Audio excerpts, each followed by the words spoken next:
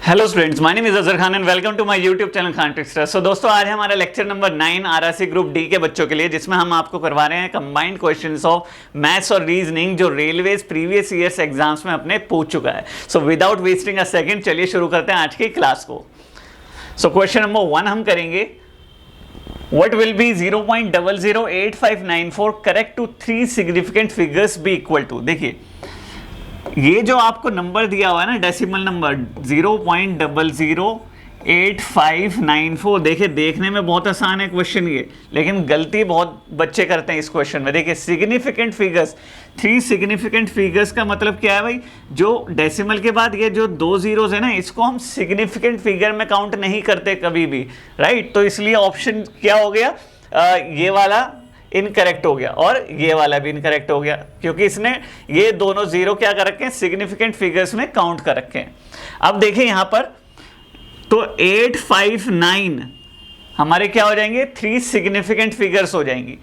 तो 4 को हम काउंट नहीं करेंगे। क्यों नहीं करेंगे? क्योंकि ये 5 से छोटा है। अगर 5 या 5 से बड़ा होता, राउंडिंग ऑफ आपने स्कूल लेवल में की होगी। राउंडिंग ऑफ में क्या करते हैं, जब 5 या 5 से बड़ा नंबर होता है तो उसमें ऐड ऑन कर देते हैं पहले वाली डिजिट में, ठीक है? तो इसलिए हम इसको काउंट नहीं करेंगे क्योंकि ये 5 से छोटा है।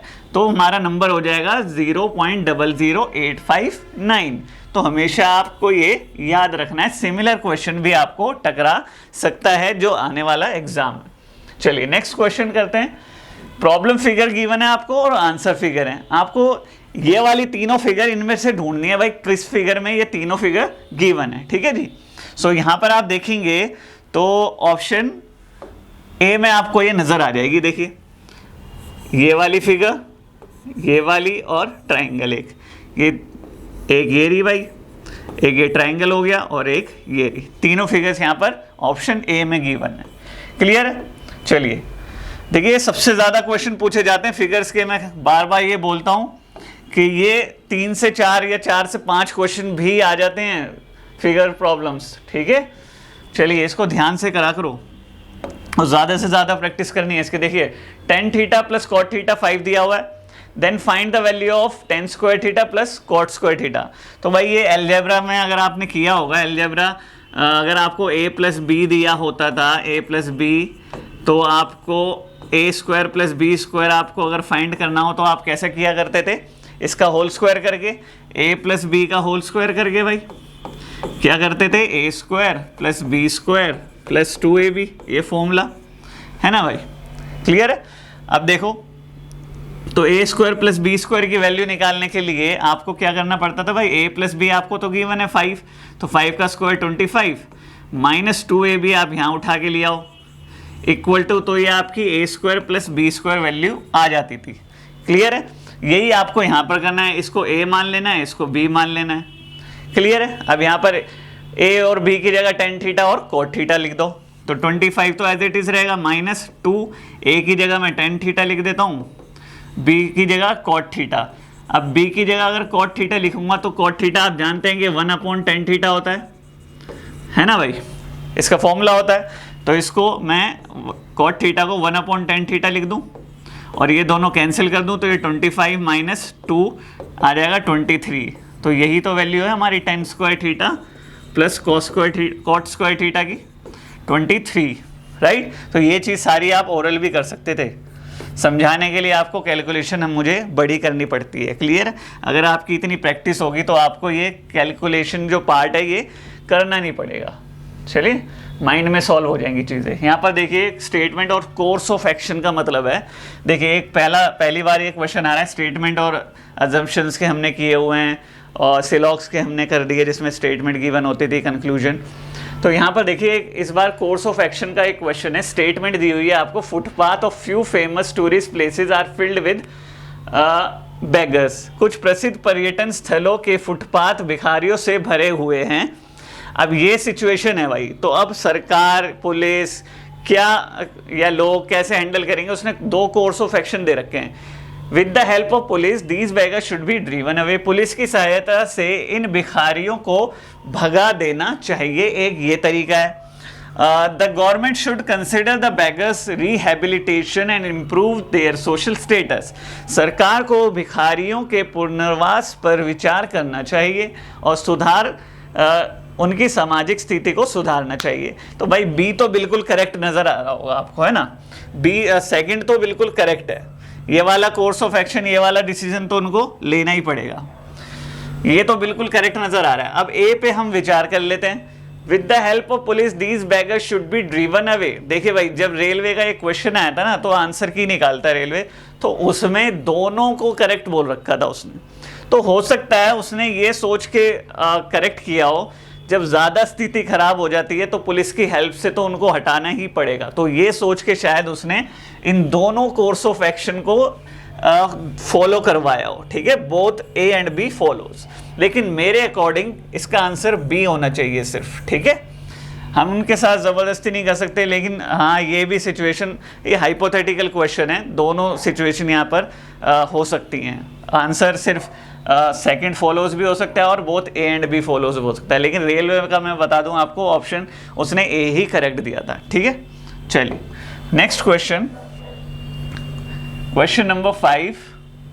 देखिए ऐसे क्वेश्चंस को ना हमेशा आपको कुछ नहीं करना, इसमें कैलकुलेशन पार्ट कुछ नहीं है, आपको डिवाइड वाइड कुछ नहीं करना। देखिए यहाँ पर 0.0833 डिवाइड बाय 4.9 है। अब यहाँ पर आपको इसको यहाँ ले जाना है, 833 डिवाइड बाय 49 इक्वल टू 17, है ना भाई। और ये वैल्यू आपको 0.0833 अपॉन में 4.9, ठीक है जी। तो किसी तरीके से आप इस वैल्यू को ना ये बना लो, तो इसके डेसिमल हटाओ, मल्टीप्लाई यहाँ पर 4 0 आ जाएंगे, इसका डेसिमल हटाओ, ऊपर 10 आ जाएगा, ठीक है जी। तो क्या मल्टीप्लाई हो रहा है, ऊपर 10 मल्टीप्लाई हो रहा है इसके 833 के, है ना, और नीचे क्या हो रहा है भाई 49 से मल्टीप्लाई हो रहा है 10,000। अब भाई इस साइड आप 10 और 10,000 से डिवाइड कर रहे हैं, तो 17 को आप इस साइड भी यही चीज करनी होती है ना भाई, यही चीज करनी होती है। इसको सिंप्लीफाई कर लो, 0 से 0 काट दो और ये 3 डिजिट के बाद यहाँ डेसिमल लगा दो, 0.017 आपका आंसर हो जाएगा। क्लियर है। तो ऐसे ही सॉल्व करना है आपको, 0 से खेलना है बस इन क्वेश्चंस में। तो right answer is option D. चलिए next question is question number 6। Application of trigo का क्वेश्चन है। देखिए 10th क्लास में आपने पढ़ा होगा, है ना। चलिए इसमें आपको एलिवेशन क्या होता है भाई, नीचे से ऊपर देखना, और डिप्रेशन क्या होता है, एंगल ऑफ डिप्रेशन ऊपर से नीचे देखना, ये आप जानते होंगे। तो एक भाई 150 मीटर की टॉल बिल्डिंग है, ठीक है। यहाँ से अगर वो दूसरी बिल्डिंग पर देख रहा है, from the top of a building, ठीक है, दूसरी बिल्डिंग पर वो देख रहा है, तो एंगल ऑफ एलिवेशन बन रहा है उसका कितना, 45 डिग्री। ये 45 डिग्री बन रहा है, ठीक है। और ये बिल्डिंग की लेंथ है भाई, ये ए ये बी मान लो, ये पूरी बिल्डिंग की, दूसरी बिल्डिंग की लेंथ है जो आपको फाइंड करनी है। अब यहाँ पर देखिए इसी पॉइंट से, इसी छोटी बिल्डिंग से 150 मीटर वाली, वो एंगल ऑफ डिप्रेशन भी बना रहा है 30 डिग्री का टू द फुट, इसके फुट पर, तो ये 30 डिग्री, ठीक है जी। मतलब एक ही जगह खड़े होके अगर वो ऊपर देख रहा है तो उसके टॉप ऑफ द बिल्डिंग पर 45 डिग्री का एंगल बन रहा है, और अगर उसके बिल्कुल बॉटम पे देख रहा है तो वो 30 डिग्री का एंगल बन रहा है, ठीक है। तो आपको फाइंड करना है ए बी की लेंथ कंप्लीट, इस बिल्डिंग की लेंथ। तो क्या करेंगे भाई, ट्रिगो लगती है, ट्रिगो का यूज होता है भाई। यहाँ पर देखो ये 150 है, तो ये यहाँ से यहाँ तक क्या होगा, 150 होगा। तो ये 90 डिग्री है, परपेंडिकुलर है, ये हाइट है क्योंकि ये परपेंडिकुलर है, ये बेस है, तो बेस में निकाल लूँ। पी और बी किस में आता है ट्रिग्नोमेट्रिक रेशियो में, 10 में, तो 10 30 डिग्री क्या हो जाएगा हमारा, परपेंडिकुलर इज 150 और बेस हमारा हमें नहीं पता, तो बी ले लिया।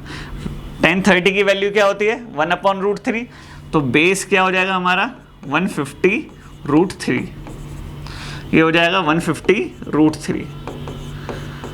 अब इस ट्राइंगल में, ऊपर वाले ट्राइंगल में जिसमें 45 डिग्री दिया हुआ, उसमें 10 लगा दो आप, 10 45 लगाओगे, 10 45 क्या होता है भाई, वही परपेंडिकुलर, परपेंडिकुलर इस बार क्या है, इसको ओ पॉइंट मान लो, तो ए ओ हो जाएगा, plus sorry A O divide by 150√3, ठीक है जी। तो ये 1045 1 होता है, तो AO ये वाली जो लेंथ आ जाएगी वो आ जाएगी 150√3। ठीक है जी। अब लेंथ आपको टोटल निकालनी थी, तो 150√3 प्लस 150 कितना हो जाएगा 150, ये वहाँ यहाँ पर कॉमन ले लिया इसने, तो 1 + √3 ब्रैकेट में चला गया। देखिए 150 + 150√3, तो 150 कॉमन लेके यहाँ पर 1 + √3 आ गया। क्लियर है? तो आंसर क्या हो गया हमारा, ऑप्शन डी हो गया। क्लियर है? देखिए जिस स्टेप पर आपको ये पता चल जाए हाँ भाई ये आंसर आ रहा है, तो आगे बिल्कुल पूरा सॉल्व नहीं करना उसको, डायरेक्ट यहाँ पर ऑप्शन पर आके उसको करेक्ट कर दो। ठीक है? कोई आपको स्टेप मार्किंग नहीं देगा इन एग्जाम्स में। चलिए next question. A person driving at a speed of 42 km/h reaches office 1 meter early, whereas if driving at a speed of 36 km/h, the person reaches office 3 minutes late. What is the distance that the person is covering? देखिए मैंने बोला था आपको ये ना से questions repeat करता है रेलवेज, तो ऐसा ही क्वेश्चन हम कर चुके हैं इस सीरीज में। तो सेम क्वेश्चन है। देखिए आप मान लो टाइम जिससे वो जनरली पहुंचा करता था, जो टाइम है पहुंचने का उसको हम टी मान लेते हैं। ठीक है भाई? तो पहली सिचुएशन देखो, ये टाइम है हमारा। अब पहली सिचुएशन देखो 42 किलोमीटर, डिस्टेंस क्या होता है ये बताइए, स्पीड इनटू टाइम। तो डिस्टेंस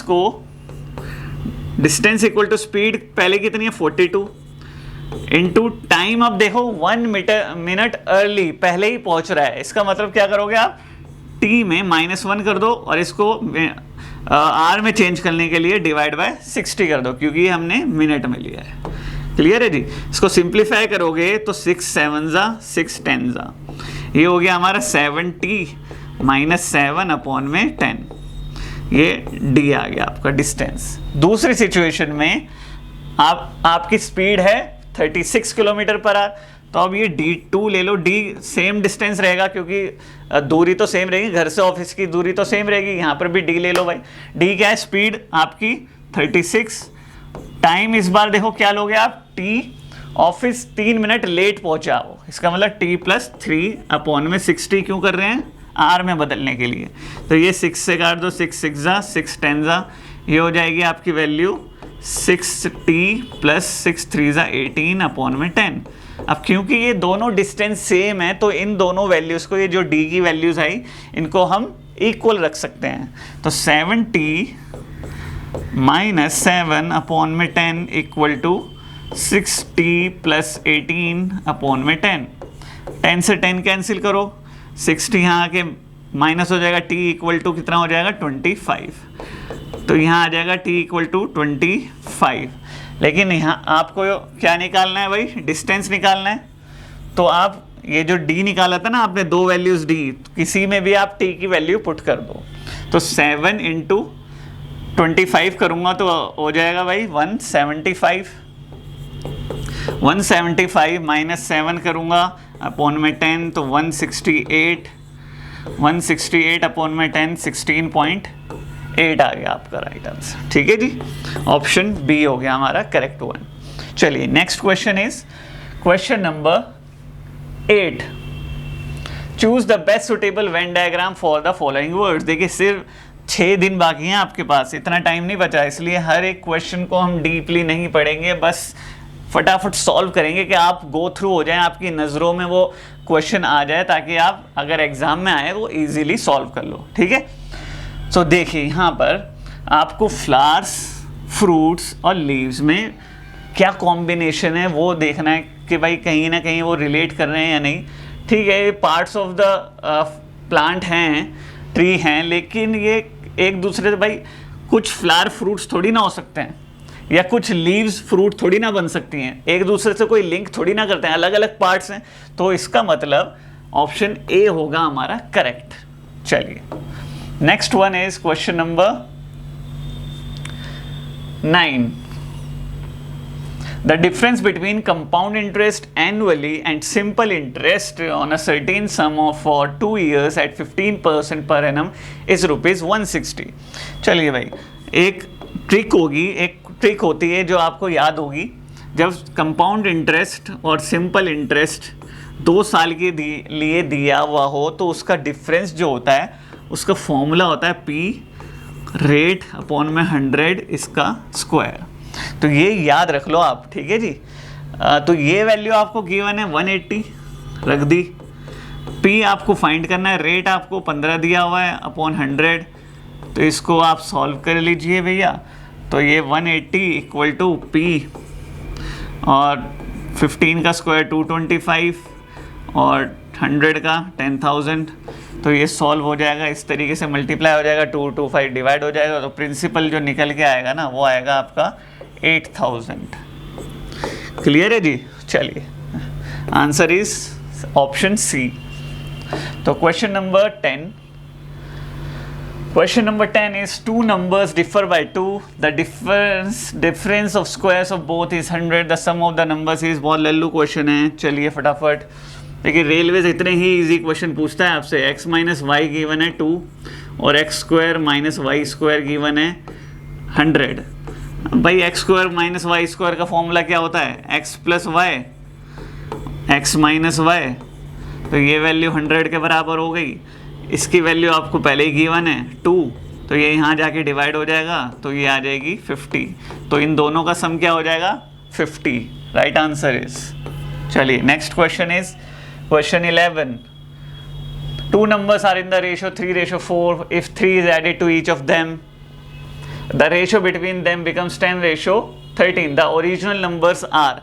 तो यहाँ पर देखो भाई, जब आपको ओरिजिनल नंबर्स दिए हुए हो ना, पूछे गए हो, तो आप डायरेक्ट ऑप्शन पर जाया करो। अगर उनका सम या डिफरेंस पूछा होता तो आपको थोड़ा मुश्किल होता, ठीक है, या स्क्वायर्स का सम या क्यूब्स का सम या डिफरेंस, वो वहाँ पर ऑप्शन पे नहीं कर, हमें पूरा सॉल्व ही करना पड़ता है। लेकिन यहाँ पर देखो, इसने सीधा पूछ लिया ओरिजिनल नंबर निकालो भाई, तो हम ऑप्शंस पर देख सकते हैं सीधा। इन दोनों नंबर्स का रेशो 3:4 है, 3:4 ढूंढ लो पहली सिचुएशन।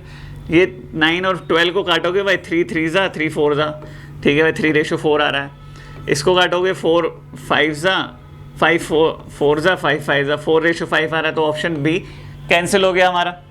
देन इसको काटोगे भाई, 4 से कटेगा 4 3 जा 4 4 जा 3:4 भाई, ये भी 9 से इसको काटोगे 9 3 जा 9 4 जा, ठीक है जी। 3 जो ऑप्शन है हमें 3:4 ही गिवन है। आगे के सिचुएशंस देखो भाई, 3 is added to each of them, 3 add करने के बाद ऊपर और नीचे न्यूमरेटर डिनोमिनेटर में रेशियो बन जाता है 10:13। अब ये किसके लिए बनता है, यहाँ पर देख लो भाई, 9 12 अगर लोगे पहले तो +3 कर लो, दोनों में +3 करोगे तो ये हो जाएगा 12 और ये हो जाएगा 15। तो भाई रेशियो कितनी चाहिए, 10:13, ऑप्शन ए गया हमारा।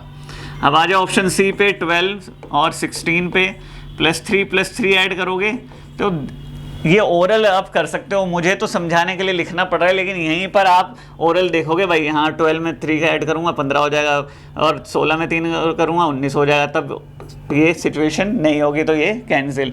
एक ही ऑप्शन बचा, ऑप्शन डी, ये करेक्ट हो जाएगा। तो कैसे होगा ये भी देख लो। चलो 27 और 36 हैं, इसमें 3 3 ऐड कर दो भाई, 3 3 ऐड करोगे ये कितना हो जाएगा 30 और ये हो जाएगा 39।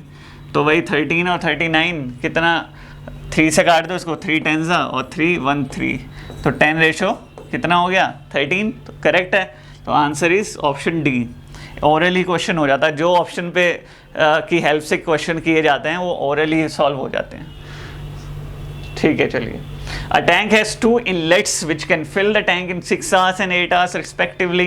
An outlet can empty the full tank in 10 hours. If all the pipes are opened together in an empty tank, how much time will they take to fill the tank completely? Same question हमने previous lecture में भी किया था इसका। भाई 2 inlet दिए हुए हैं जो टैंक को भरते हैं, एक A और B मान लो इसको 6 घंटे में और ये 8 घंटे में।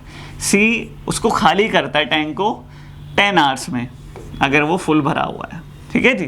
तो इसका पहले क्या निकालेंगे, सबसे पहले हम इसका एलसीएम निकालेंगे, एलसीएम मेथड से कर रहे हो तो 120 इसका एलसीएम आ जाएगा, 120 यूनिट उसको टोटल वर्क करना है, ठीक है जी। तो इसको डिवाइड करेंगे एक एक करके 120, यानी कि 1 आवर में वो कितना समय ले रहे हैं, ए बी और सी।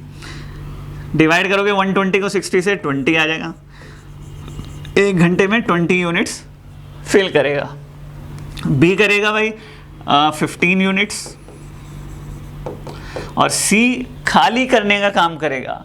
ये कितने करेगा, डिवाइड करोगे 12 आ जाएगा, 12 यूनिट्स।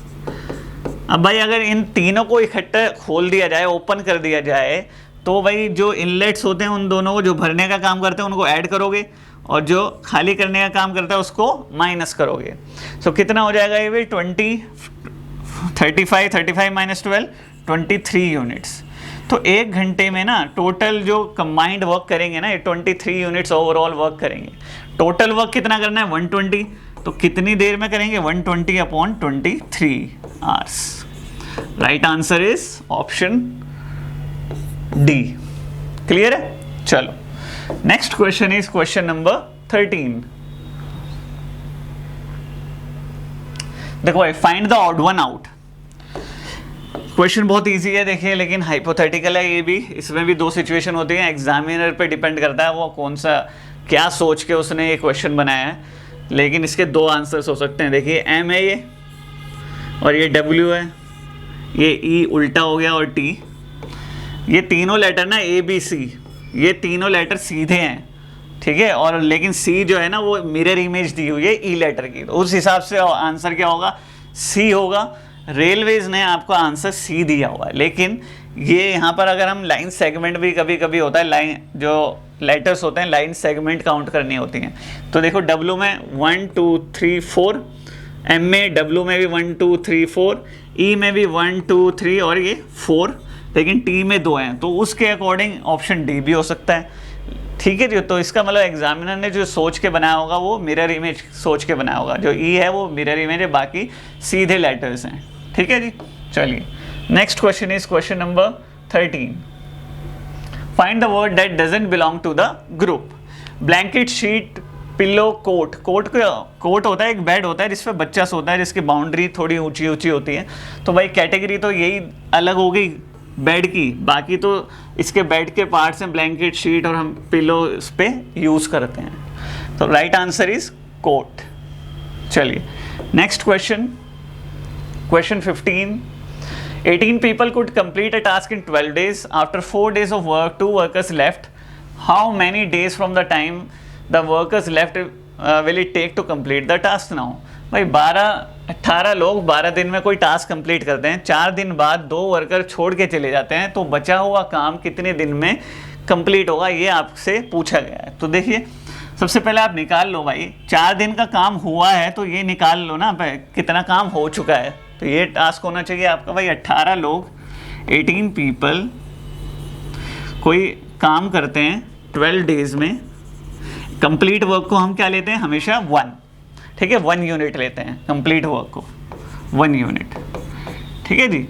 तो ये 18 लोग एक दिन में कितना काम करेंगे 1/12, और 3 दिन में काम, 4 दिन का काम कितना होगा इंटू 4 कर दो, तो 1/3 यूनिट वर्क ये 4 दिन में कंप्लीट कर चुके हैं 18 आदमी, ठीक है जी। तो आपको निकालना है अब लेफ्ट वर्क कितना रहेगा भाई, टोटल वर्क 1 है और इतना हो चुका है, तो लेफ्ट कितना हो गया 1 - 1/3 कितना हो गया 2 भाई, 1 - 1/3 2/3 हो गया। एलसीएम लेके करोगे तो ये लेफ्ट वर्क हो गया, इतना काम बचा हुआ है, ठीक है। अब सिंपल आप एक फॉर्मूला यूज कर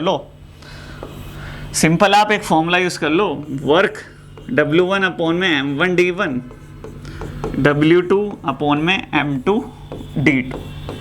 भाई W1 में कितना आएगा, वर्क 1 है, M1 कितना है 18 और डेज कितने लग रहे हैं उसको 12, और M2 में बचा हुआ काम कितना है 2/3, और नीचे मैन का कितने हैं 2 चले गए तो इस बार 16 रह गए, और D2 आपको फाइंड करना है, ठीक है। तो कैलकुलेशन करोगे तो इसका आंसर चलो हम निकाल लेते हैं, क्रॉस मल्टीप्लाई। देखिए 4 4 ज़ा, ये 4 3 ज़ा, 2 2 ज़ा, 2 9 ज़ा, 9 3 ज़ा, 1/27 इक्वल टू 2/3, ये इससे 2 से मल्टीप्लाई हो जाएगा D2, 2 से 2 कैंसिल हो गया, 3 9 ज़ा, D2 क्या आ गया हमारा 9 आ गया। तो right answer is option C, right. चलिए next question is question number 16। So question number 16 is, देखिए भाई मिरर इमेज आपको फाइंड करनी है। मिरर इमेज मैं हमेशा आपको बताता हूँ, जहाँ पर मिरर लगा हुआ है, यहाँ पर देखिए मिरर लगा हुआ है, ठीक है जी। तो इसका मतलब ये वाली जो साइड है ना, इसको होल्ड करके आप ऐसे रोटेट कर दो भाई, ऐसे इसको पकड़ के ऐसे यूं ऐसे रोटेट कर दो, ठीक है। तो वो आपकी मेरी इमेज बन जाती है। देखिए रोटेट करने के बाद ये वाला जो पॉइंट है वो यहाँ पर आ जाएगा, ये ऐसे जाएगी इमेज और ये एरो ऐसे चला जाएगा, ठीक है जी। तो आपको एक एग्जामाइन करना होता है कि भाई रोटेट करके कैसी इमेज बनेगी इस तरफ, ठीक है जी। तो right answer is option C हो गया। चलो नेक्स्ट वन इज, फटाफट करते हैं क्वेश्चन नंबर 17। देखिए find the next letter in the series. Letter series है, देखो JRKSLT देन क्वेश्चन मार्क। देखिए भाई पहले लेटर को देख लो, पहले JKL देन RST, तो L के बाद यहाँ पर M आना चाहिए, T के बाद यहाँ पर U आना चाहिए, तो MU क्या हो गया आपका करेक्ट आंसर। +1 हो रहा है, ठीक है जी। चलिए next question is question number 18। देखिए जो इजी क्वेश्चन है उसमें हमें टाइम वेस्ट नहीं करना, फटाफट करना है उसको। Select the term that relates to the third term. भाई प्लेयर्स की टीम होती है, टीम में क्या होते हैं, प्लेयर्स होते हैं। मिनिस्टर्स किस में होते हैं, काउंसिल ऑफ मिनिस्टर्स होती है। तो right answer is option B हमारा काउंसिल। क्लियर है जी। चलिए नेक्स्ट क्वेश्चन 19। इफ 31 × 23 = 713। एक क्वेश्चन और आ गया इस तरीके का, क्योंकि क्वेश्चन देखने को मिलते हैं बहुत सारे, डेसिमल इधर उधर रख देता है बस वो और पूछता है आपसे आंसर उसका। देखिए यहाँ पर 31 × 23 = 713 गिवन है, और 3100 × 0.000023 ये आपको फाइंड करना है। देखिए नंबर्स तो सेम है, बस उसने डेसिमल्स एक्स्ट्रा लगा दिए। तो क्या करो, जो आपको निकालना है ना उसके डेसिमल हटा दो भाई। डेसिमल हटाओगे यहाँ 5, ठीक है जी। अब देखो अंतर देखो क्या है भाई, यहाँ पर 2 0 की कमी है, 2 0 लगा दो। अब 2 0 यहाँ पर मल्टीप्लाई किए हैं तो यहाँ पर भी मल्टीप्लाई करने पड़ेंगे आपको। अब नीचे यहाँ पर देखो 1 लाख ऐड किया गया, तो यहाँ पर भी आप क्या करेंगे 1 लाख, ये सेम हो गई हमारी वैल्यू। अब ये वाली वैल्यू क्या हो गई, सेम हो गई, तो यहाँ पर भी मुझे 1 लाख से डिवाइड करना पड़ेगा। अब इसको सिंप्लीफाई कर लो, 2 0 से 2 0 काटो भाई, और 3 0 की जगह डेसिमल लगा दो भाई, 0.713 हो जाएगा आपका आंसर। क्लियर है जी, 0.713 ऑप्शन डी। चलो next question is question number 20। Statement and conclusion, सिलॉक्स का क्वेश्चन है। 0 और 1 मेथड से ही सॉल्व करेंगे, बता चुका हूँ पहले भी आपको। देखिए सम की स्टेटमेंट है दोनों, तो 0 0 लेंगे, इसको टेबल को 0 काउंट करेंगे, वुड को भी 0, वुड को 0, यहाँ पर ब्राउन को 0, क्योंकि सम की स्टेटमेंट है। और यहाँ पर भी 0 0 होंगे क्योंकि कंक्लूजन में भी सम्स की स्टेटमेंट है। अब यहाँ पर देखो भाई, पहले कंक्लूजन देखो, सम ब्राउन आर टेबल, ब्राउन और टेबल पे जाइए, तो ब्राउन सेकंड में है और टेबल फर्स्ट स्टेटमेंट में है।